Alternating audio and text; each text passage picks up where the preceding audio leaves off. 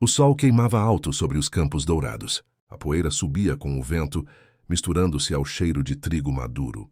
Ali, no interior da Itália, uma família simples lutava contra a pobreza com o que tinha. Mãos calejadas, suor e fé.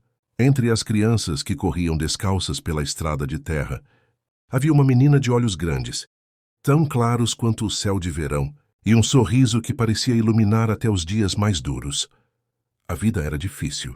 O pai, trabalhador incansável, caiu doente cedo demais. A mãe, sozinha com vários filhos, precisava dividir o tempo entre o campo e a criação das crianças.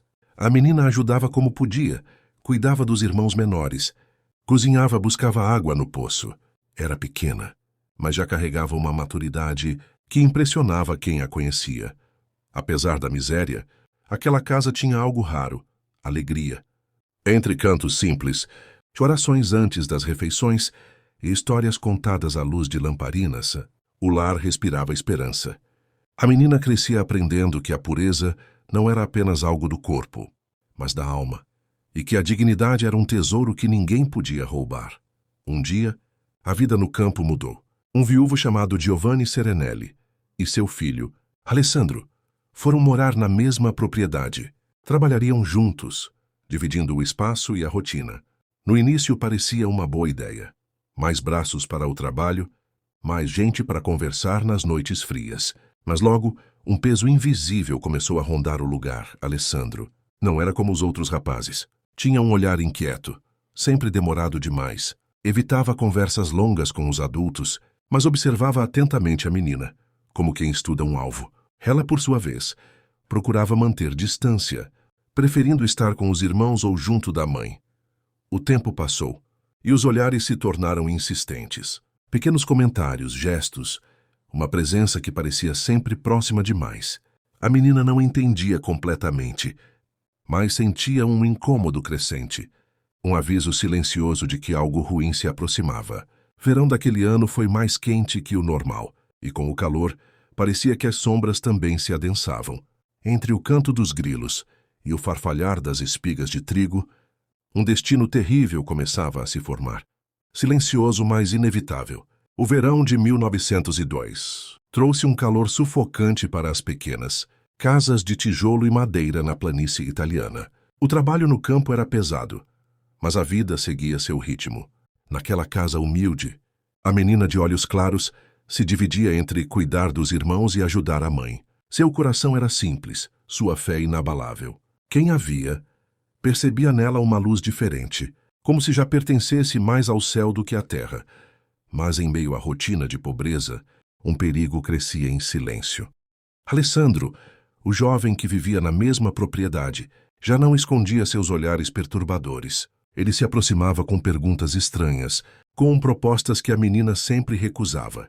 Em seu coração, ela guardava um princípio que jamais deixaria: antes perder a vida do que perder a pureza.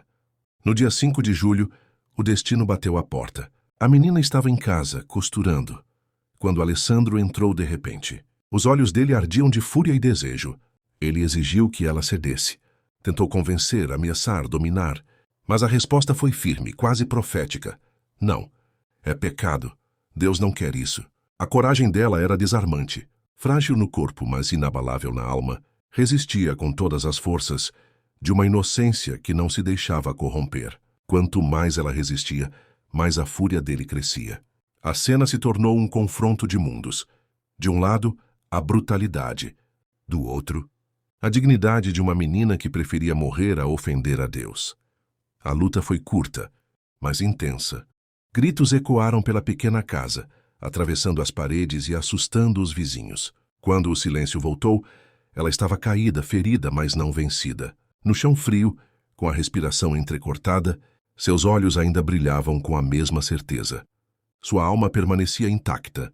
Descoberta pelos familiares, foi levada às pressas para o hospital mais próximo. A cada solavanco da carroça, a dor se intensificava, mas seus lábios não se curvavam em ódio. Pelo contrário, murmurava preces, entregando-se a Deus com a serenidade de quem compreendia que sua vida estava chegando ao fim. Os médicos fizeram o possível, mas logo perceberam que o corpo não resistiria. A menina, com apenas 11 anos, estava prestes a enfrentar a morte. Mas antes disso, teria ainda um último ato, capaz de marcar para sempre a história da igreja e do mundo. No hospital, a pequena sala cheirava a éter e a suor. Os médicos sabiam. Não havia muito o que fazer. A menina suportara ferimentos graves demais. Cada respiração era um esforço, mas seus olhos permaneciam claros, vivos, cheios de uma paz inexplicável. A mãe se aproximou, segurando sua mão frágil. Perguntou-lhe se perdoava o agressor. A resposta veio sem hesitação, como se fosse a coisa mais natural do mundo. Sim, eu o perdoo. E quero que ele esteja comigo no céu. Aquelas palavras ditas por lábios tão jovens ecoaram como um trovão. Não eram apenas para a mãe, nem apenas para Alessandro. Eram para todos. Eram para a história. Em meio à dor, a menina não oferecia ódio, mas misericórdia. Não deixava como herança uma ferida, mas um caminho de reconciliação. Na tarde de 6 de julho de 1902, com apenas 11 anos, ela fechou os olhos pela última vez. E naquele momento, o céu se abriu para receber não apenas uma criança, mas uma mártir. A menina que preferiu morrer a perder a pureza tornou-se um farol de santidade para o mundo. Os anos passaram. Alessandro foi preso. Durante anos, endureceu ainda mais o coração tentando justificar-se. Mas em uma noite, algo aconteceu. Ele teve um sonho.